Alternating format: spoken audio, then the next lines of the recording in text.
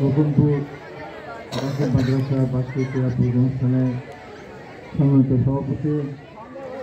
মাছপাড়া ইউনিয়নের সম্মানিত চেয়ারম্যান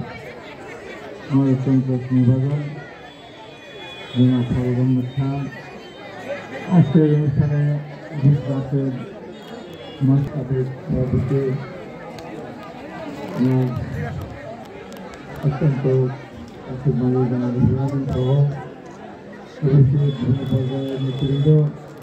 বাংলাদেশের সুপারস্টার সহ কৃষকবৃন্দ,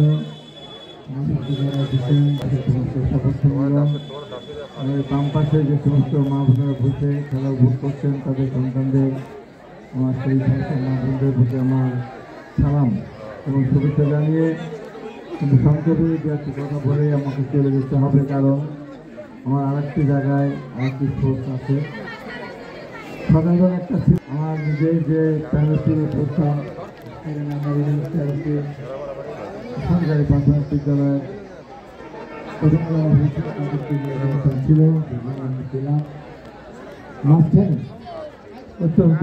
হৃদয় বিজয়ের একটা ঘটনা আমাদের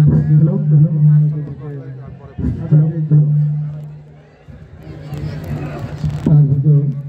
যাবতীয় সাজাপ্রাপ্ত আমাদের ভাই তখন গতকাল মারা গিয়েছিলেন, তার জানাজা উপস্থিত হয়েছিলাম।